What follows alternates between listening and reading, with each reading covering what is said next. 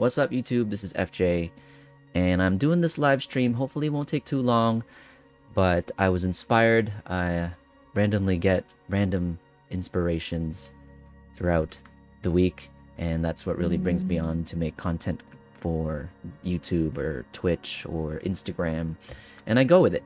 So today I wanted to talk about clickbait versus quality, and I have that in quotation marks for a reason, and versus loyalty. And before I go forward, usually I say this at the end of the video, but I invite you to click the like button, subscribe, and hit the notification bell. I usually say that at the end of the video, after the content, after you guys have already listened to the content, but I'm going to try something different. I'm going to say it in the beginning for a reason. I need to ask you guys, how did you come across this video? I know it's live right now, but I'm likely going to have it published very soon on YouTube. So did you get a YouTube notification? Was it like an email, or did you get like a notification on your phone? Or did you get it through my social media? Because I'm likely going to be posting this on my Facebook or Instagram. Or did you look for it? Did you actually search in the search bar for YouTube something about going viral, or clickbait, or something related to the title, quality versus loyalty, or the algorithm for YouTubers? If you can answer that question for me, comment it below. I just want to see a track of, I mean, I can also check the analytics, I guess, but it would be great if you guys can comment below and tell me how you guys came across this video. So what inspired this video? I came across Veritasium's video. This was from 2 years ago, I think. 2 years ago, right? Let me just double check that. Yeah, May 19, 2019.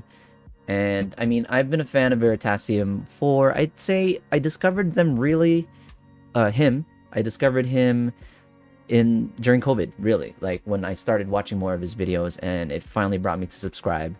And he made this video about how to go viral, and he mentions one of the most viral YouTubers ever, Mr. Beast. Mr. Beast is one of the primary reasons why I started streaming. When I found out that he would like show up in random people's streams and like donate a bunch of money, I'm like, well, I wonder if I could be that lucky. That was a silly idea, but at least it got me going in this direction, and I do enjoy streaming, so I gotta thank him for that. But basically, Veritasium, this video, he goes over things like clickbait thumbnails and titles, how important it is now for even big YouTubers, not even just small ones, to make an impact, to show up on the recommended page. And this like click-through, there's this specific analytic click-throughput or something like that. To basically get engagement based on how clickbaity your title and your thumbnail is. And he also goes about how the quality of a video does influence people maybe subscribing or hitting the notification bell. Obviously, he's an educational channel, and I do find a lot more quality. Like, I would define quality more in the content of that scenario. I'll go into that more deeply very soon. And then he even goes over things like watch time, how important it used to be. Clicks in YouTube. If you wanted to be successful on YouTube, you had to get a lot of clicks. Like 10 years ago when I started YouTube, actually back in like 04, 06 or something like that, clicks were the thing. But then, you know, for advertisers to show up on the video, the pop-up ads and the little commercials, the longer your video, the longer your average watch time, so then the more your income would be. And then, of course, the algorithm. Like, what is it that brings his video or whatever video onto our recommended page? Because this recommended page is now really dictating how we're all watching videos on YouTube. It used to be, I mean, from what I remembered, how did I use YouTube? That's my next subject here. So if you're a little bit of an older generation, you would think about YouTube as on demand. Whereas before, when we had to go on TV, we were subject to the TV guide. Whatever the broadcasting schedule was, that show that we wanted to watch would show up at a specific time. And that's all we had to go by. We would schedule our times to be available so we could watch something on TV. But now everything's on demand. Everything, you know, Twitch, Netflix, Disney Plus, Amazon Prime. All of these things are on demand, and it's really changed the way we're consuming content. And it's because of that too. I think that's probably what's increased so much of like our like screen time, right? How dangerous screen time is now, especially for the youth. We spend a lot more time on our phones and on our computers watching this content because it's so accessible. And you know, so I invite you guys to ask yourselves, like, how do you use YouTube? You know, do you go on there for comedy, entertainment, or are you a gamer, so you like watching other gamers play their highlights, or do you want to see what games are upcoming, gameplay, or like walkthroughs?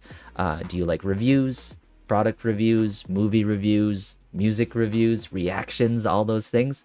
Educational, like myself, I'd say the primary use I like for YouTube is actual educational content and informational content. So like if I need to figure out how to do something by myself, like DIY stuff, I go on YouTube. If I don't know something about a relative like a political topic or a hot topic or something like that, I'd search out about it on YouTube. Brings in kind of sports too, looking for highlights, or I want to know what's going on the NBA playoffs. I'll check YouTube after the game because I don't really watch the games live anymore. Things like that. So I wonder, like, also, if you can comment below, let me know, how do you guys use YouTube? I'm sure it's like a plethora of things. Like everything that I just listed, I use it for too. But primarily, I think the true value for me of YouTube is like the informational, educational aspect. And so I wanted to go next on to the importance of subscribers. Now, Veritasium went over that too in his video. And it used to be, you know, if you get those subscribers, you break the 1,000 threshold, which is that new policy, you can earn money on YouTube. And then every video that you posted, you would think that if anyone subs to you, like, I mean, that's what a subscription is. It's something that will come to the person who subscribed on a regular basis. Like when you subscribe to a magazine every month, or when you subscribe to prescriptions, medication, it comes to you on a regular basis and you're notified when it's ready. But YouTube changed it. Like subscriptions aren't even, besides the metric of being able to break the 1,000 threshold so you can earn money, so you could be a AdSense YouTube partner, that's it. Like it doesn't really serve a purpose anymore to notify your subscribers when you have new videos out.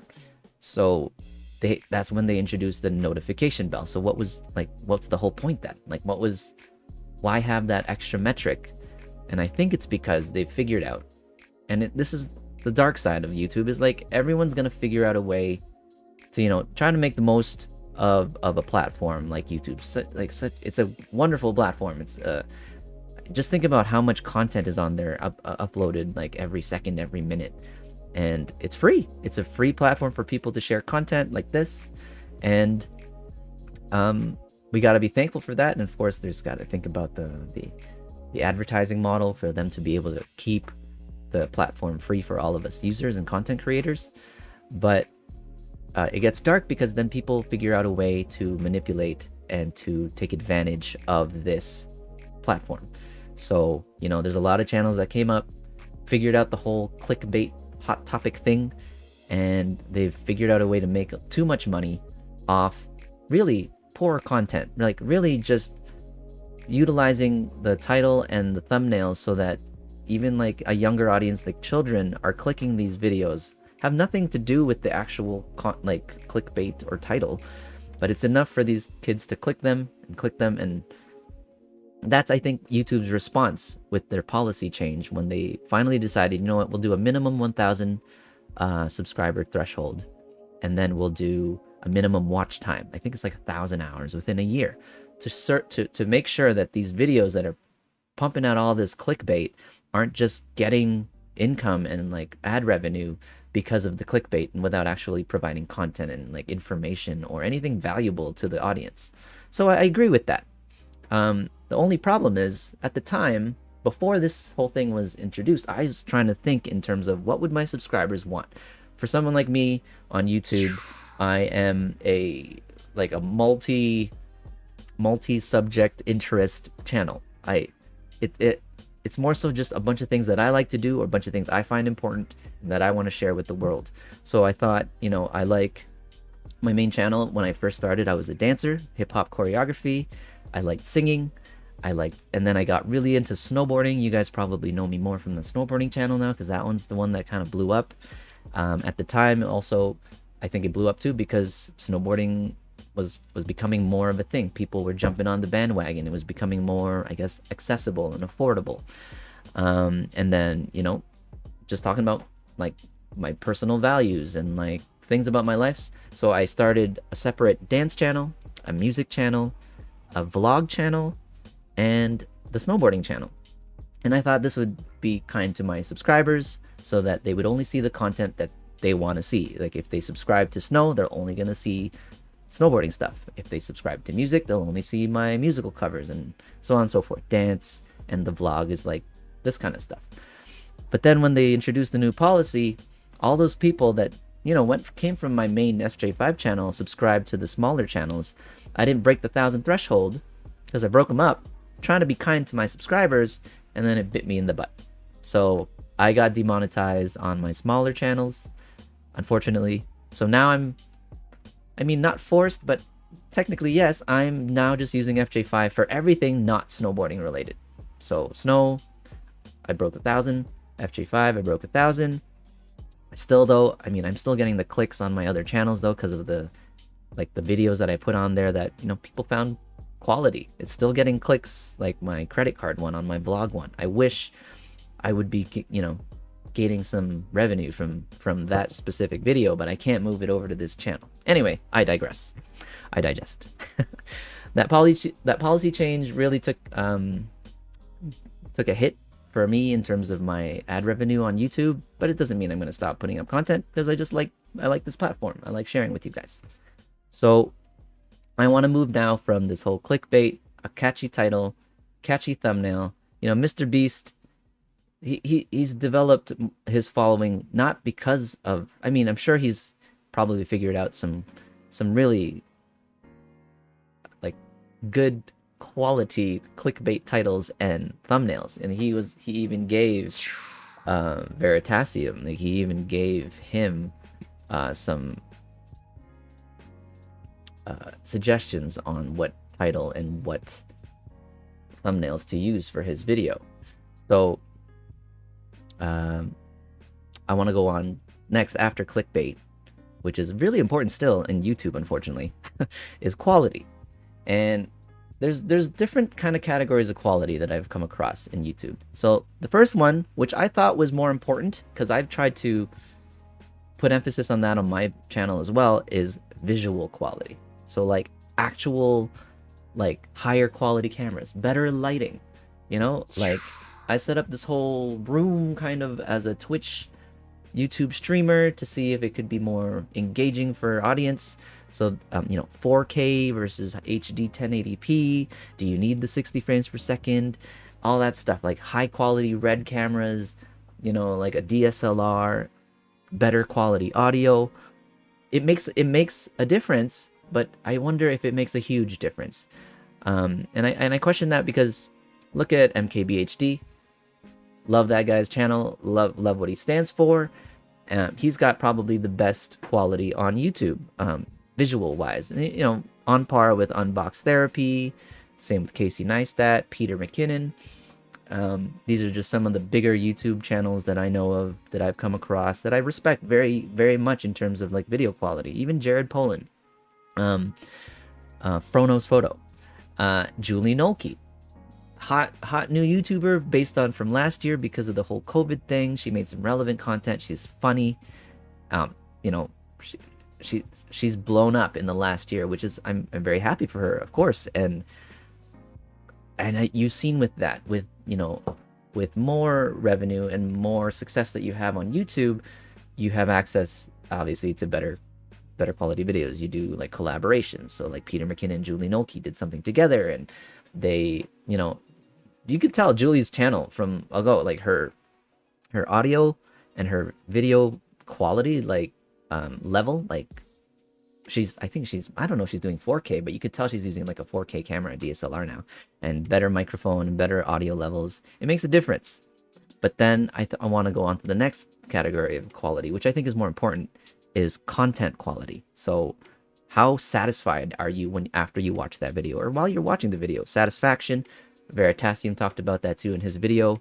What are you actually entertained? Do you enjoy watching the content? Are you learning? Are you getting something out of the content?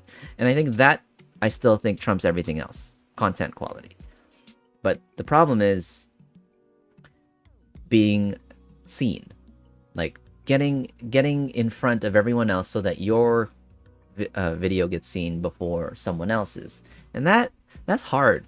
No matter how good your visual quality is, your content quality is, like how funny you are, how informative you are, how good you are at putting a point out there, how good your voice is, how much you sound like appealing and attractive for your audience, if you don't come up in front of the line for those audience members, even for your own subscribers, it's kind of wasted.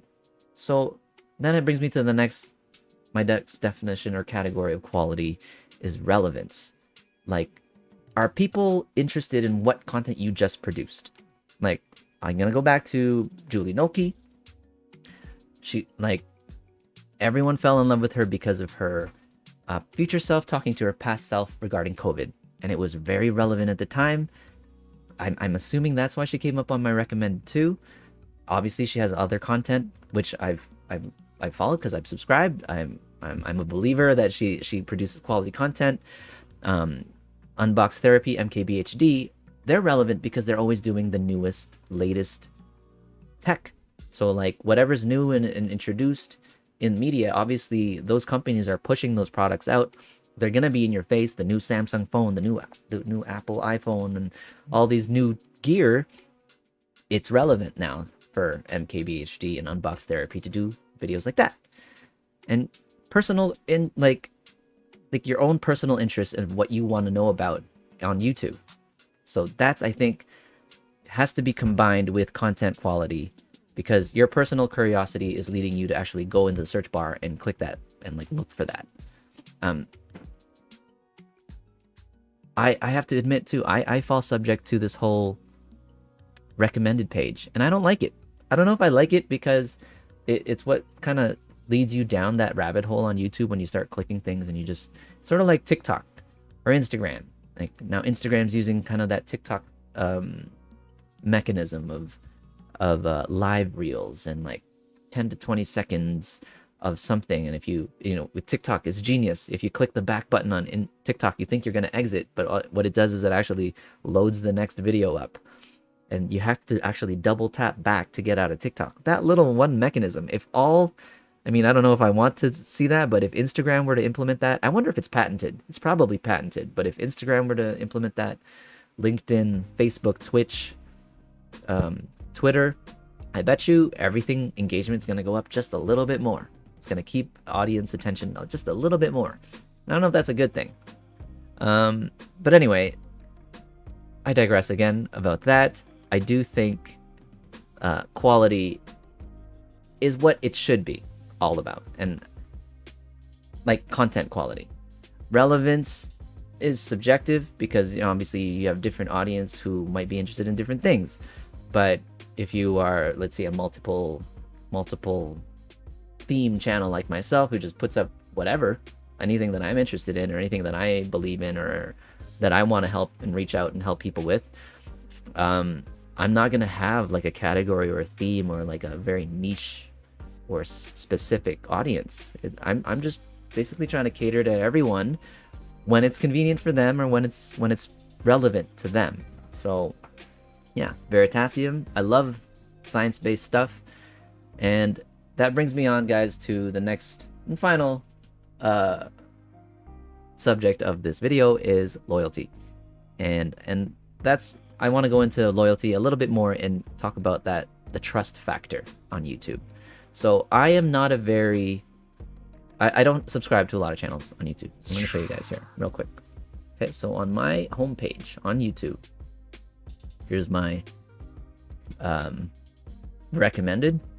You see 3 dancers choreographed to the same song. Love that series. Regression to the main Veritasium seat, because lately I've been watching a lot of Veritasium. Slappers Only, funny stuff. I discovered them after finding Julie Noki. Home photography lighting setups. I'm a photographer. This one's particularly, I think, a boudoir, which I don't really do, but this came up. George Collier, Jacob Collier. Love the guy. He's a genius. Obviously, music. I love music. Funny, comedy, more comedy. Game reviews, because I like Call of Duty. I play Modern Warfare, Warzone. And then you've got some, I don't know, some martial arts thing, because I recently clicked on some Jet Li thing. And then highlights of the NBA games, past NBA games. And yeah. And the like. So that's my recommended. But why is it not my subscriptions? I mean, I can click that. This is my home. But then subscriptions is a separate button here to show me the recent stuff from all my actual subscriptions or subscribe channels. I don't have that many. I mean, most of these guys are my friends. Obviously, I subscribe to all my other channels here. I guess you guys can't really see that. Let me full screen that. Right? Hopefully you guys can make out these details. But love Jimmy JX or Jimmy High Roller. I love his basketball content. Andrew Huang. I love the 4 producers 1 beat thing. MKBHD, as I said. Unbox Therapy. Julie Noki. First Sweet Feast. I was a huge fan of. I still am, but I guess in the last few weeks I'm not really watching Hot Ones anymore. I don't know why. Domix, Zildjian Company, Vedas. I got hooked onto their Zildjian Live series where there was just a bunch of really awesome drummers.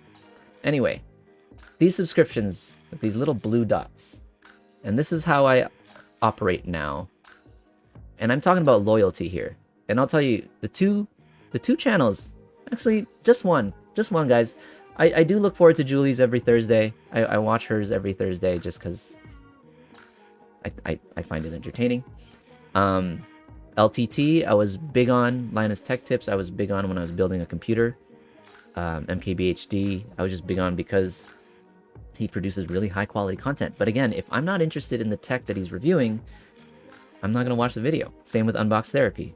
You know, if it's a camera related, if it's maybe a Samsung phone, if it's like a new Tesla, something controversial, I don't know, Dogecoin or whatever, MKBHD was really cool for that. But for the most part, a lot of the tech on there, I'm not gonna buy. I'm not like that wealthy where I can, you know, even afford some of the stuff Unbox Therapy opens up too. But I'll tell you, in terms of where my loyalty is, where I actually feel for sure. Also, I will say Jimmy High Roller, I look forward to whenever he posts. I'll look for it. But it's Kurzgesagt. And I look at this. I mean, that is even. I sometimes have to Google how to spell this because I forget sometimes Kurzgesagt, how to spell Kurzgesagt. So it's not even it doesn't even warrant itself an easy name for you to look up. But they don't have like a schedule where you can rely on them to post a video every week or post a video every Thursday or something like that. And quality wise, visual quality, audio quality, I love the animations. I think they really get across the educational aspect in a very entertaining way. And that's why I think that like this is my number 1 on YouTube. This is why I want to make sure I still have YouTube, is because of Kurzgesagt. I learn every time I watch a video. I'm inspired every time I watch a video. The quality's there. I'm entertained. No matter how long it is. And that's why it was funny about me, Veritasium, to mention watch time, because average watch time is really key on YouTube, and I have that too, that metric. I fall subject to that too, where I know my videos are getting longer, not so much because I'm making them longer, but just in my platform, I'm choosing to do it in a streaming platform like this, or in a streaming method like this, so it's a little bit more convenient for me. But I'll notice though that my watch time is still anywhere between 3 to 8 minutes, 3 to 7 minutes. And I think about that too in terms of attention span. You know, I would love for all of my viewers to be those who actually value the content that I'm talking about and it's relevant to them. But if it's not relevant to them, which is the vast majority of YouTube content, you're going to click it based on the title and the thumbnail, and you'll last a few minutes, maybe a few minutes. If you think about TikTok, TikTok has a limit of a minute. Instagram, their reels have a limit of 30 seconds. They should probably bump that up to a minute. But their even the feed, the natural feed on Instagram is limited to a minute. But attention span apparently has been studied and analyzed, and the peak is around 20 seconds for engagement. To keep, this is app engagement, maybe not so much content engagement, but for someone to stay in the app, in TikTok, in Instagram, the actual content that they're watching, optimal is around 20 seconds because you can watch it again. It's so weird how it's kind of moving backwards. It used to be about like views on YouTube, which went over to total watch time, and watch time makes more sense because of advertising. But now it's back to views. There's this big thing on Instagram and TikTok where number of views warrants quality, not quality now, you know, because if you hit play or you're watching a reel or a TikTok video, finishes in 20 seconds, likely you'll watch it again. You'll watch it maybe 3 or 4 times because it's within that minute realm of your like attention span, up to maybe 3 minutes, but you'll watch it multiple times so you can like not miss any details. It's pretty genius. And then you get this like what is it? Endorphin? Not endorphin, like whatever that happiness hormone is. You get this sense of accomplishment the more views you get. And that's why you see millions. Like you see hundreds of thousands and millions on these top TikTokers, but they're all views. It's not about the likes. You'll get the likes too. Of course, if you're getting millions and millions of views, you're gonna get the likes. But likely the like from what I've learned from Instagram, you post something on Instagram, the number of views, 10% of those views are probably going to be likes, and then from all those likes, 10% of those likes are going to be engagement, like comments, people actually saying something in the video on the post. And it used to be a lot easier to be seen on Instagram without needing your subscribers. But now with Reels, with all the different, you know, IGTV and all that stuff, you're likely never going to show up on that like search feed, you know. And obviously all on your normal feed, when you're following anyone on Instagram, those things after you caught up with all of the people you follow are ads. So you're getting all these ads now too. So it's like, it's saturated, I get it, and it's just harder and harder for you to show up. And that's why I think loyalty and trust is the most important here. Like going back to Kurzgesagt, do I even have the notification bell? Oh, you know what? That's the first notification bell I probably clicked. And I think they deserve it because like, they're my number one. And like I'm actually looking for it, where I'll come on YouTube every day. I'm on YouTube every day. I don't really subscribe to TV anymore. Not that I don't subscribe to television anymore. I don't have any cable subscriptions or cable plans. I don't use Netflix and all that stuff. I just go on Amazon. I just go on YouTube. I don't have Amazon. I just go on YouTube, and I will look to see if Kurzgesagt is on my, if they're on here with the left side with a blue dot, and I will click it. And if they don't, I'll be like, all right, I'll wait for it and I'll click it on another time. And this is where I think, you know, I get it. There's a lot of accounts out there and a lot of people out there who just subscribe to anything because it's easy to hit that subscribe button, and you're reminded constantly on YouTube, hit that subscribe button, hit the notification bell. And it's become kind of not discarded, but an afterthought. And that's why YouTube probably introduced the notification bell, because everyone's been giving out subscriptions like they were likes, and people were giving out likes like they were views.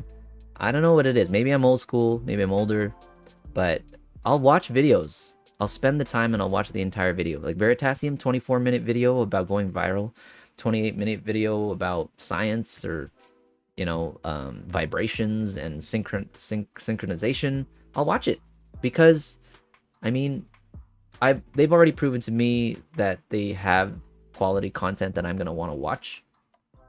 And I want to learn the whole thing. I'm not there just for like filling time, entertainment purposes of like getting some random content, of getting a quick laugh. I spend the time, let's say, on Kurzgesagt and Veritasium because I care about what I just clicked on, because it's relevant to my interest at that time. So I'll watch it. For me to like a video is rare. I don't give out likes about comments or videos for very easily. I don't know why. Again, maybe it's because I'm old school. And then what's even further, to comment, I'll probably comment more than like. I'll likely comment if something reached out to me more, but usually, you know, I'm not that vocal.